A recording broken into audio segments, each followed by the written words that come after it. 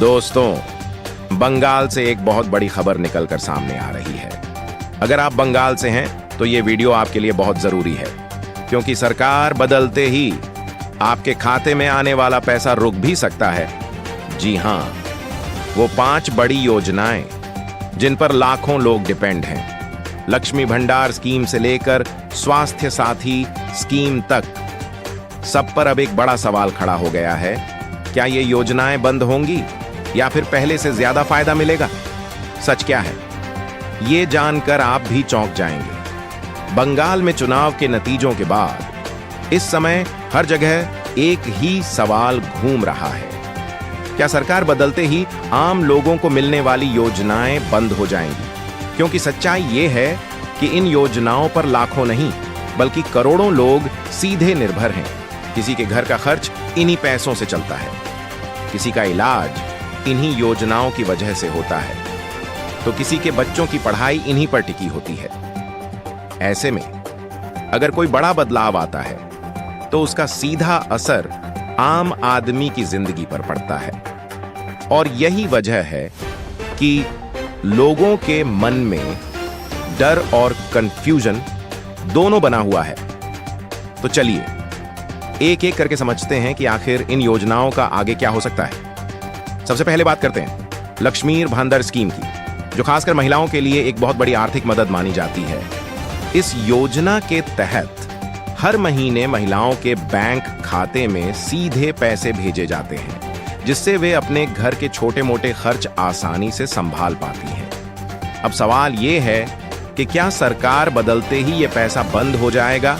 तो आमतौर पर ऐसा नहीं होता। कोई भी नई सरकार इतनी बड़ी और पॉपुलर योजना को सीधे बंद करने का रिस्क नहीं लेती। लेकिन हां, इसमें बदलाव जरूर हो सकता है। जैसे मिलने वाली राशि को बढ़ाया या घटाया जा सकता है, या फिर पात्रता के नियम बदले जा सकते हैं। यानी पैसा पूरी तरह बंद होने के चांसेस कम होते हैं, लेकिन सिस्टम बदल सकता है। अब बात करते हैं स्वास्थ्य साथी स्कीम की, जो हेल्थ सेक्टर से जुड़ी एक बहुत बड़ी योजना है। इसमें लोगों को लाखों रुपए तक का मुफ्त इलाज मिलता है, जो गरीब और मध्यम वर्ग के लिए किसी वरदान से कम नहीं है। अब अगर ये योजना अचानक बंद हो जाए तो कितने लोगों को दिक्कत होगी। इसलिए आमतौर पर ऐसी हेल्थ स्कीम को सरकारें जारी ही रखती हैं। लेकिन यहां बदलाव किस चीज में आ सकता है, जैसे किन अस्पतालों में इलाज मिलेगा, कार्ड सिस्टम कैसे काम करेगा, या फिर क्लेम प्रोसेस कितनी आसान या कठिन होगी। यानी सुविधा बनी रहेगी लेकिन तरीका बदल सकता है। अब आते हैं कन्याश्री प्रकल्प पर, जो लड़कियों की पढ़ाई और उनके भविष्य के लिए एक बहुत अहम योजना है। इस योजना को इंटरनेशनल लेवल पर भी पहचान मिल चुकी है, इसलिए इसे पूरी तरह बंद करना किसी भी सरकार के लिए आसान नहीं होता। लेकिन इसमें भी बदलाव संभव है, जैसे मिलने वाली राशि, उम्र की सीमा या नई एलिजिबिलिटी कंडीशंस जोड़ी जा सकती है। इसके बाद बात करते हैं कृषक बंधु स्कीम की, जो किसानों के लिए एक बड़ी राहत है। इस योजना के तहत किसानों को आर्थिक सहायता दी जाती है ताकि वे अपनी खेती और रोजमर्रा के खर्च आसानी से चला सकें। अब यहाँ सबसे ज्यादा बदलाव देखने को मिल सकता है, क्योंकि हर सरकार की अपनी अलग कृषि पॉलिसी होती है। इसमें पैसा मिलने का समय बदला जा सकता है, राशि में बदलाव हो सकता है, या फिर नई शर्तें लागू की जा सकती हैं। और अंत में बात करते हैं साबूज साथी स्कीम की, जिसमें छात्रों को फ्री साइकिल दी जाती है ताकि वे आसानी से स्कूल जा सकें और उनकी पढ़ाई में कोई रुकावट ना आए। ये योजना खासकर ग्रामीण इलाकों में काफी मददगार साबित हुई है, इसलिए इसे पूरी तरह बंद करने के बजाय इसमें बजट, क्वालिटी या डिस्ट्रीब्यूशन सिस्टम में बदलाव किया जा सकता है। तो अब सबसे बड़ा सवाल, क्या ये सारी योजनाएं बंद हो जाएंगी?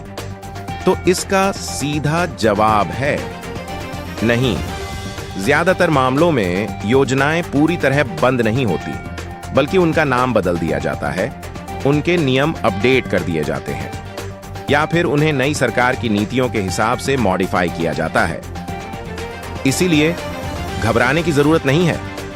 लेकिन जागरूक रहना बहुत जरूरी है, क्योंकि आने वाले समय में जो भी बदलाव होंगे उनका सीधा असर आपके पैसे, आपकी सेहत और आपके परिवार के भविष्य पर पड़ेगा। इसीलिए सही जानकारी लेते रहें, अफवाहों से दूर रहें और किसी भी खबर पर भरोसा करने से पहले उसे वेरीफाई जरूर करें, क्योंकि आज के समय में गलत जानकारी सबसे बड़ा नुकसान कर सकती है। और अब आप बताइए, आपको क्या लगता है, इनमें से कौन सी योजना जारी रहेगी और कौन सी बदलेगी? अपनी राय कमेंट में जरूर बताएं और वीडियो को शेयर करें ताकि सही जानकारी ज्यादा से ज्यादा लोगों तक पहुंच सके। और चैनल को सब्सक्राइब जरूर करें ताकि आपको हर योजना की खबर सबसे पहले मिलती रहे। मिलते हैं दोस्तों अगले वीडियो में।